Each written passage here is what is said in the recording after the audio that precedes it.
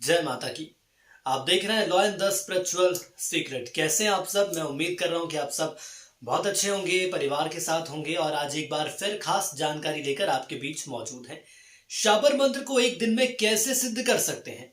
जी हाँ, अगर ये आप जानना चाहते हैं और कई ऐसे साधक हैं जो हमसे ये जानना चाहते हैं कि शाबर मंत्र एक दिन में कैसे सिद्ध हो सकता है, मंत्रों में कितनी शक्ति है, शायद आप ये जानते नहीं हैं। इसलिए आज हम यहाँ मौजूद हैं और कैसे मंत्रों की शक्ति से मनचाही चीज को आप पा सकते हैं, ये सारी जानकारी इस पूरे वीडियो में मैं आपको देने वाला हूं। शाबर मंत्र। शाबर मंत्र न सिर्फ आसान है, बल्कि उन्हें सिद्ध करने के लिए बहुत ज्यादा तामझाम करने की जरूरत नहीं होती है। कहने का मतलब है कि दीपावली की रात को या किसी खास पर्व की रात को आप इन्हें सिद्ध कर सकते हैं और इन्हें सिद्ध करने के लिए ये समय सबसे बेहतर माना जाता है।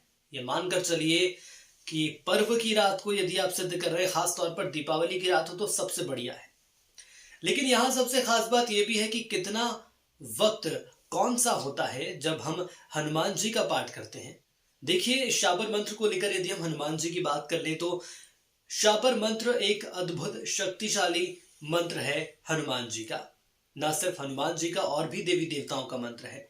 जब अमावस की काली रात अंधेरी, और जब अंधेरा इतना गहरा हो जाता है कि कोई नजर नहीं आता है कि आखिर हमारे सामने कौन है, हमारे पीछे कौन है, ऐसे वक्त में माँ लक्ष्मी निकलती हैं अपना ऐश्वर्य लुटाने के लिए, अपना वैभव लुटाने के लिए, अपनी शक्तियां देने के लिए।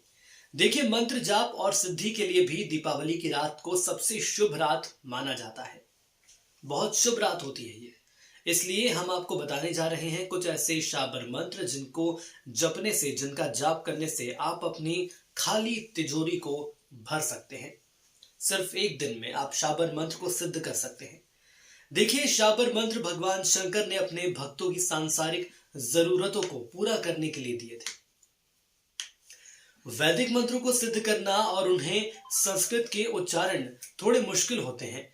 उनके लिए विधि विधान भी काफी करने पड़ते हैं, काफी विधि विधान करने पड़ते हैं और उसके बाद लगता है कि अब ये मंत्र सिद्ध होगा। लेकिन एक मंत्र को सिद्ध करने के लिए 1.25 बार जपना पड़ता है, लेकिन शाबर मंत्र में ऐसा कुछ भी नहीं है।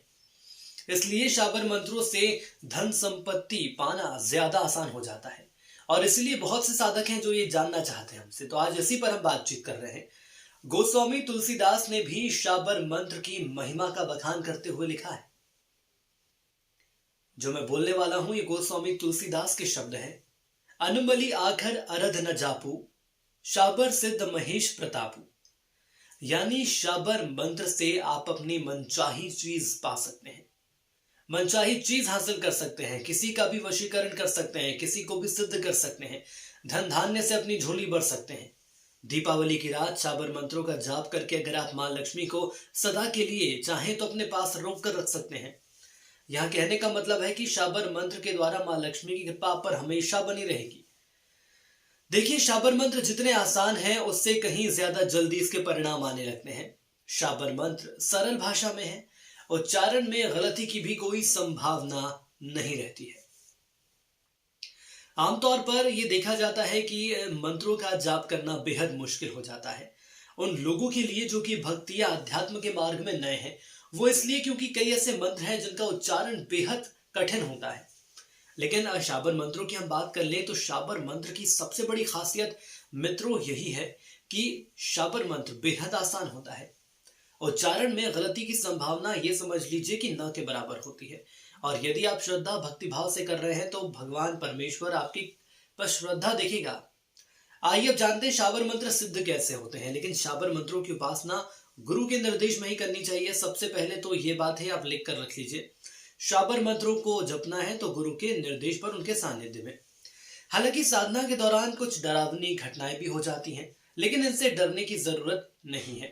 पहले भी कुछ इस विषय को लेकर हमने वीडियो बनाए हैं कि यदि आप साधना कर रहे हैं, यदि आप मंत्रों का जाप कर रहे हैं और इस दौरान कुछ ऐसे घटनाक्रम घट जाते हैं जो कि आपको व्यथित कर सकते हैं, आपको डरा सकते हैं, तो डरने की कोई बात नहीं है। देखिए, शाबर मंत्र जाप से पहले राम रक्षा सूत्र का पाठ जरूर करना चाहिए। शाबर मंत्रों को इस्तेमाल किसी नुकसान के लिए कभी नहीं करना चाहिए। यदि आप शाबर मंत्र को सिद्ध कर रहे हैं लेकिन अगर आप ये सोच के कर रहे हैं कि मुझे किसी का नुकसान करना है, तो ये बहुत गलत बात है, ऐसा नहीं करिएगा। संभवतः ये भी हो सकता है कि मन में ऐसे भाव है तो मंत्र सिद्ध ही ना हो। और आइए अब जानते हैं कि कैसे हम शाबर मंत्र को सिद्ध कर सकते हैं। ओम विष्णु प्रिया लक्ष्मी शिव प्रिया सती ते प्रकट हुई कामाक्ष भगवती आदि शक्ति। आप चाहें तो इसे लिखकर रख लीजिए, डिस्क्रिप्शन बॉक्स में भी हम इसको डाल सकते हैं। इसके आगे जानिए। युगल मूर्ति अपार दोनों की प्रीति अमर जन संसार दुहाई कामाक्षा की आय बढ़ा व्यय घटा दया करमाई दया करमाई दया करमाई। ओम नमो विष्णु प्रियाय ओम नमः शिव प्रियाय ओम नमः कामाक्षाय श्री हीम हीम श्री फट स्वाहा। ऐसे शाबर मंत्र को आप किसी भी शुभ रात को सिद्ध कर सकते हैं। इसके लिए मां लक्ष्मी की प्रतिमा विधि विधान से आपको पूजा करिएगा उनकी प्रतिमा की, और उसके बाद इसका 1.25 लाख बार आप जप करना। हमने शुरू में आपको बताया कि दीपावली की रात को यदि आप करते हैं तो ये मानकर चलिए कि 100 गुना, जी हाँ 100 गुना फल आपको देगा। और इसीलिए आपको 1.25 लाख बार नहीं, मात्र 12,500 बार इसको जपना होगा। तो जो मैंने मंत्र आपको बताया है, इस मंत्र को आप लिख लीजिए, और यदि आपने इस मंत्र को नहीं लिखा है तो मैं इस पूरे मंत्र को डिस्क्रिप्शन बॉक्स में डाल दूंगा, जिसके चलते आप उस मंत्र को अच्छे से लिख सकते हैं। आप समझ सकते हैं कि आखिर एक बार में मंत्र का उच्चारण क्या होता है।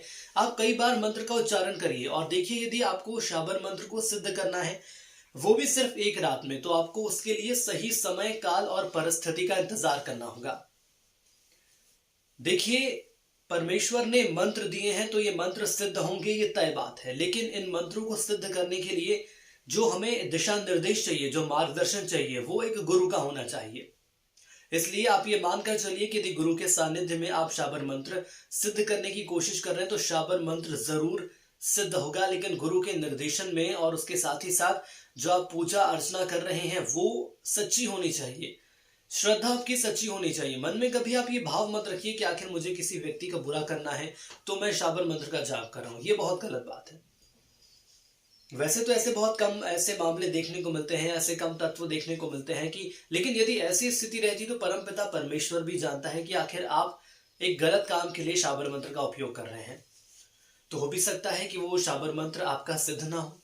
तो यदि आपको शाबर मंत्र का सही उपयोग करना है तो जो सबसे पहले आप क्या करिएगा, आप मां लक्ष्मी की प्रतिमा लीजिए, पूजा अर्चना करिए, पूजा का पूरा सामान आप रखिएगा पूजा पाठ का।